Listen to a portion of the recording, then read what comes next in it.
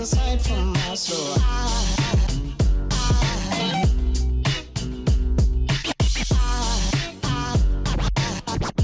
there goes aside, there goes aside. Now there goes aside from us, so there goes aside from us, so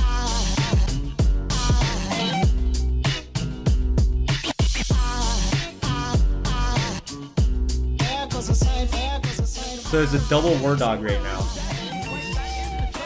Guys, they have the same unit composition.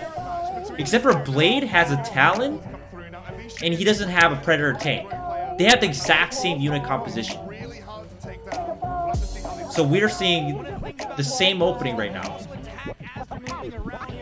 The Predator tank is going to absolutely crush anything Blade's got, but Blade's predicted this by going into an MLRS. And the MLRS, from its 2-tile range, is gonna 2-shot a Predator tank, 1-shot a Pitbull, 2-shot War Dogs.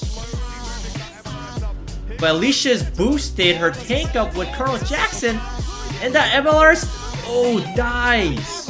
That was very, very good from Alicia Destiny's side. I'm actually surprised Alicia's not using Colonel Jackson. It looks like Alicia will get the first missile as the MLRS, of course, can't move onto the launch pad directly into the Predator tank's range. That was very, very good from Alicia's side. Very, very well calculated.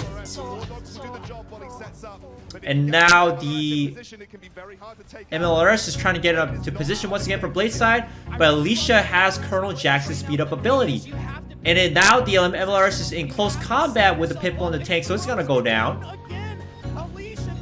So Blade could go for jump jets. Yes, now that is what he's doing. I think he should have went for jump jets way earlier, because it was clear to see Blade's MLRS failing really hard in the beginning. But now he's getting a bit more momentum here.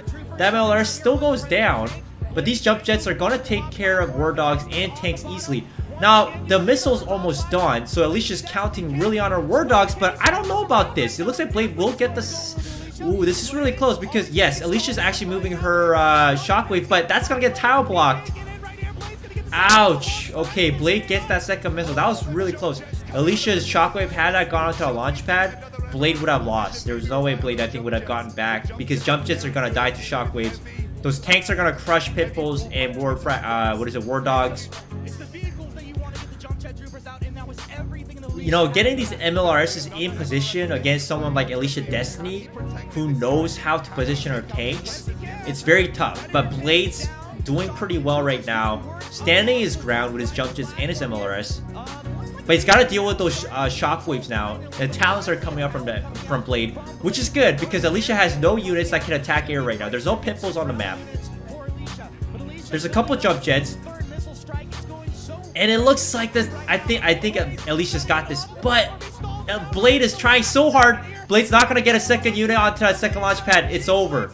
Yeah, Blade's not gonna get it. He's not gonna get a unit over the Predator tank and that Shockwave on the bottom hand launch pad. So that was a wrap. Once this unit died, it was over. So Alicia's micro was on point. Blade's micro was on point, but definitely that Predator tank killing that MLRS very quickly, knowing how to position that, like they said, stacking the tanks. That's what Alicia's good at. Moving 2 tanks on the same tile, attacking the MLRS. That was really good. So Blade's got, oh, it's nods. Okay, they're gonna go for two nods here. They've got the same Xana commander. Alicia loves her buggies, her rhinos, her War Factory units. But Blade has basically the same unit composition, except for the air units are different. So Blade has a Banshee, but Alicia just has Inferno Bombers and Phantoms. Yeah, so if Alicia gets Inferno Bombers out, Blade is screwed, except for if Blade can get Banshees out. But yeah, we can see here the buggies and Flame Squads are just destroying the Blade's infantry units. The Giga Cannon's out, which is sort of questionable. They're good against units at the 2-tile range. But Blade needs to get the missile, because losing a first missile like this from the beginning, it's very troubling. So Alicia's already got the upper hand. Alicia just needs a second missile and she's good. Alicia's doing a really good job with the Scorpion tanks. I think that Giga Cannon was not the best play from Blade's side. That Giga Cannon was very questionable. It didn't help him kill the Flame Squads very fast enough. And how was he going to get the launch pad? Now the Inferno Bomber's out from Alicia Destiny's side. Blade's... Oh, that positioning from Blade! That was disgusting! Oh, man. You don't want to have two units lined up back to back or the Inferno will kill both of them. And now there's Flame Pits that tank from Blade's side is taking damage. Losing those two units like that, Blade made a terrible mistake there. And I think Alicia's got this game.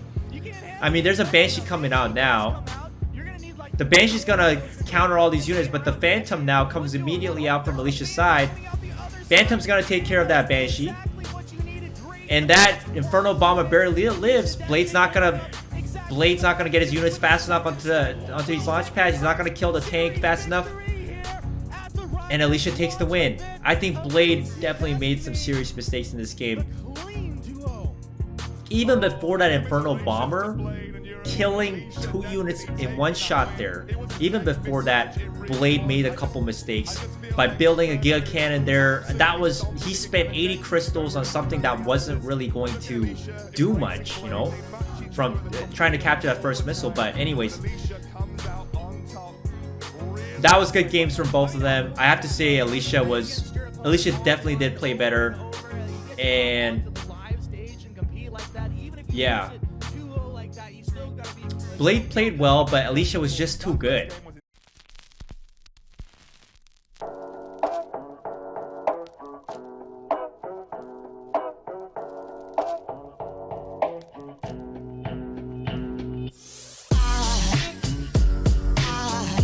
There goes a sight from my soul.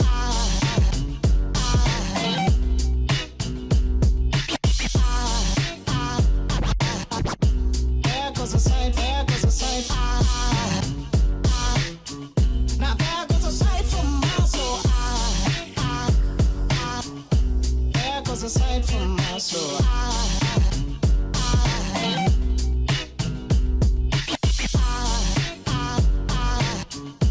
There goes a sight, there goes a sight.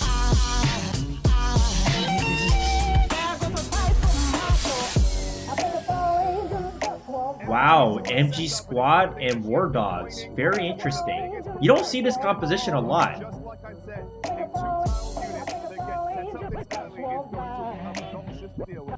Now, Jade did not start off right into a Harvester, so you know she's just trying to capture the launch pad, which is very, very interesting.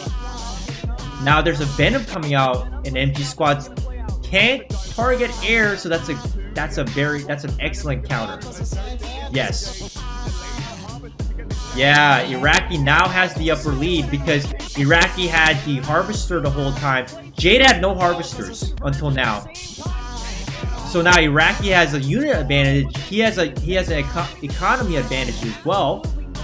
And now that Banshee powered up is gonna easily, possibly take out that Harvester and the Pitbull. Wow. Iraqi's playing very, very well. Amazing. Iraqi did a very, very good job there with his Banshee. With the powering up with Oxana, he took out the Harvester and the Pitbull. And that Giga Cannon is going to take out that Pitbull as well. Shredding everything. The Giga Cannon with Oxana is dangerous, guys. Another MG Squad comes out, but Venom is going to be an excellent counter. At this point, I don't think Jade should be going for MG Squads. I mean, I do see the MG Squad and the Missile Squad combo working out well. But I just don't know how Jade is going to come back into this game, guys. Missile's done, and Jade's just too behind on her economy. She was only able to pump out cheap barrack units, and Iraqi takes a very easy victory here, guys. In the beginning, Iraqi looked like he might have had a bit of a challenge, but that Venom immediate counter to the MG Squad was excellent. Iraqi definitely played very well this game. Once again, she has the MG Squad. Iraqi has a very similar army as well. It's basically the same armies fighting against each other. There's almost no change. The MG squad opening from Jade's side, but this time she built a harvester first, so she has the economy. She's going for a less riskier play here. And Iraqi Zoro is probably going to go for Venom in this case to counter that MG squad. But he's not going to go for an MG. He's not going to go for a Venom yet. He is suspecting that Talon or some kind of air units, which Jade did build from her side. So the laser squads, in a way, will take care of those units. But now the MG squads have moved up, and as long as the MG squad is positioned well, it's going to be able to take down those infantry units. But once again, Iraqi does go for that Venom, sneaks it up right behind, and the Talon will most likely not get the Venom here. And yes, Jade's MG squad will go down before that Venom goes down. That was a good trade from Iraqi Zoro's side. Missiles almost done though. So Iraqi really needs to take some attack bikes, which is what he's doing. Attack bikes, laser squads, something quick enough, like the attack bikes, to take care of these units. And wow, the attack bike, I don't know what the attack bike was doing there, to be honest. I don't think moving that attack bike like that was the best idea from Iraqi's side. The Orca Bomber goes down immediately. And Iraqi's pretty much going to get this launch pad at this point, because Jade's units were all countered by the laser squads and the attack bikes. And that Venom countered the missile squads, and now it's going to counter the MG squad. Once again, that MG squad just dies from Jade's side. Jade is doing a very poor job at the micro in this game, guys. I don't know how Jade is going to come back, but I can see Iraqi's going to take this win, because Iraqi's just doing a much better job at microing his units. And these fast attack bikes, they're so annoying to deal with. So even if he gets Jade's Talon gets into position, the attack bike boosted with Xana is gonna be able to run around, kill these Talons, while the Flame squads deal with the missile squads. And if Jade gave up on going for MG squads, because if Jade built an MG squad, Iraqi's just gonna go for Venoms. The Venom's gonna take out those MG squads. And these boosted attack bikes are just so annoying to deal with, and I can sense this frustration from Jade's side. If I was playing against Iraqi, having to deal with Xana boosted attack bikes, I'd be hitting myself on the wall with my head, because it's such an annoying composition to deal with.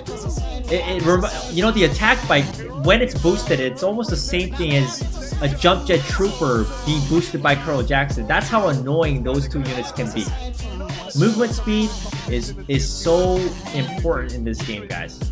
Iraqi Zoro takes an easy win in that second game. Props to these two opponents. Great game and great job from Iraqi Zoro's side.